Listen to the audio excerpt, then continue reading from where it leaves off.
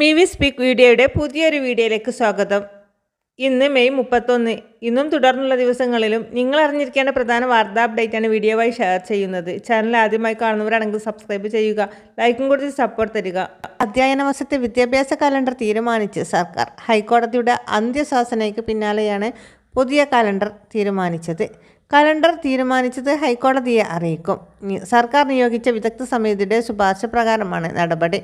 ഇതനുസരിച്ച് ഹൈസ്കൂൾ ക്ലാസുകൾ അരമണിക്കൂർ കൂട്ടുമെന്ന് അറിയിച്ചു. UPയിൽ 2 ശനിയാഴ്ചയും ഹൈസ്കൂളിൽ 6 ശനിയാഴ്ചയും പ്രവൃത്തി ദിനമാക്കും. ഈ വർഷം LP ക്ലാസുകൾക്ക് അധിക ശനിയാഴ്ചകൾ പ്രവൃത്തി ദിനമാക്കില്ല. LP വിഭാഗത്തിൽ 800 മണിക്കൂർ അധ്യയന സമയം ഇപ്പോൾ തന്നെ ഉള്ളതിനാലാണ് അധിക ശനിയാഴ്ച ഒഴിവാക്കിയത്. UPയിൽ 1000 മണിക്കൂർ അധ്യയന സമയം ഉറപ്പാക്കുമെന്നാണ് 2 അധിക ശനിയാഴ്ച. ഹൈസ്കൂളിൽ 1200 മണിക്കൂർ ഉറപ്പാക്കാൻ 6 അധിക ശനിയാഴ്ചയും ദിവസം അരമണിക്കൂർ ക്ലാസ് സമയം കൂട്ടണമെന്നാണ് തീരുമാനം. വെള്ളിയാഴ്ച അധിക സമയം ക്ലാസുകൾ ഉണ്ടാക്കില്ല. ആഴ്ചയിൽ തുടർച്ചയായി 6 പ്രവൃത്തി ദിനം വരാത്ത തരത്തിലാവും ശനിയാഴ്ചത്തെ ക്ലാസുകൾ.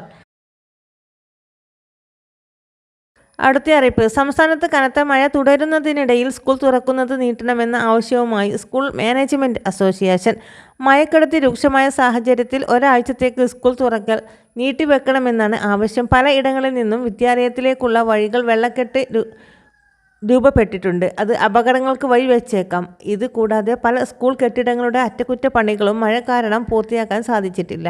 ഈ സാഹചര്യത്തിൽ എല്ലാം കണക്കിലെടുത്ത് സ്കൂൾ തുറക്കൽ നീട്ടിവെക്കണമെന്ന ആവശ്യം സ്കൂൾ മാനേജ്മെൻറ്റ് അസോസിയേഷൻ ആവശ്യപ്പെട്ടു. അതേസമയം സംസ്ഥാനത്ത് അതിതീവ്ര മഴയ്ക്ക് ഇന്ന് നേരിയ കുറവുണ്ടായേക്കും.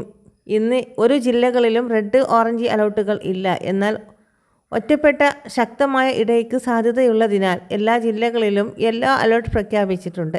കനത്ത മഴയെ തുടർന്ന് കോട്ടയം, ഇടുക്കി, കൊല്ലം ജില്ലകളിലെ വിദ്യാഭ്യാസ സ്ഥാപനങ്ങൾക്ക് അവധി പ്രഖ്യാപിച്ചു. ശക്തമായ മഴ തുടരുന്ന സാഹചര്യത്തിലും മഴ മുന്നറിയിപ്പുകൾ നിലനിൽക്കുന്നതിനാലും പ്രൊഫഷണൽ കോളേജുകൾ ഉൾപ്പെടെയുള്ള എല്ലാ വിദ്യാഭ്യാസ സ്ഥാപനങ്ങൾക്കും ഇന്ന് അവധി പ്രഖ്യാപിച്ചിട്ടുണ്ട്. അംഗനവാടികൾ, അവധിക്കാല കോഴ്സുകൾ നടത്തുന്ന വിദ്യാഭ്യാസ സ്ഥാപനങ്ങൾ, ട്യൂഷൻ സെൻ്ററുകൾ, മറ്റ് അവധിക്കാല കലാ കായിക പരിശീലന കേന്ദ്രങ്ങൾ, സ്ഥാപനങ്ങൾ, പഠനശാല എന്നിവയ്ക്കും അവധി ബാധകമായിരിക്കും. മുൻപ് നിശ്ചയിച്ചിട്ടുള്ള പരീക്ഷകൾക്കും അവധി ബാധകമല്ല. അവിടുത്തെ അറിയിപ്പ്. കർഷകരെ ലക്ഷ്യമിട്ട് ഓൺലൈൻ തട്ടിപ്പുകൾ. PM കിസാൻ സാമ്പത്തിക സഹായത്തിൻ്റെ പേരിലാണ് തട്ടിപ്പ് നടക്കുന്നത്. വിവിധ കേസുകളിലായി 14 ലക്ഷത്തോളം രൂപയാണ് നഷ്ടമായത്. പാലക്കാട്, മലപ്പുറം ജില്ലകളിൽ നിന്നായി 15ഓളം പരാതികൾ സൈബർ പോലീസിന് ലഭിച്ചു. PM കിസാൻ യോജനയെക്കുറിച്ച് വിവരിക്കുന്ന സന്ദേശവും ഒപ്പം ആപ്ലിക്കേഷൻ ഫയലുകളും വാട്സപ്പിലൂടെ പ്രചരിപ്പിക്കുന്ന തട്ടിപ്പ് ആപ്ലിക്കേഷൻ ഫയൽ ഇൻസ്റ്റാൾ ചെയ്യുന്നതോടെ ഫോണിലെ നിയന്ത്രണം കൈയടക്കുന്ന തട്ടിപ്പുകൾ ഉപഭോക്താവിൻ്റെ ബാങ്ക് അക്കൗണ്ടിൽ നിന്ന് പണം പിൻവലിക്കുകയാണ്. ഉത്തരേന്ത്യൻ സംസ്ഥാനങ്ങളിൽ നിന്നുള്ളവരാണ് തട്ടിപ്പുകൾക്കു പിന്നിലെന്നാണ് സൈബർ സെൽ ഉദ്യോഗസ്ഥർ പറഞ്ഞു. ഉടനടി പരാതിപ്പെട്ടതിനെ തുടർന്ന് ചില കേസുകളിൽ ബാങ്കുകളുമായി ബന്ധപ്പെട്ട് പണം കൈമാറ്റം തടയാൻ സൈബർ പോലീസിനായി.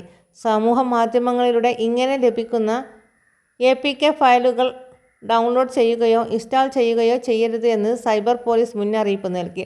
ഓൺലൈൻ സാമ്പത്തിക കുറ്റകൃത്യങ്ങൾ ഇരയാകുകയോ ശ്രദ്ധയിൽപ്പെടുകയോ ചെയ്താൽ 1930 എന്ന നമ്പറിൽ ബന്ധപ്പെടുക.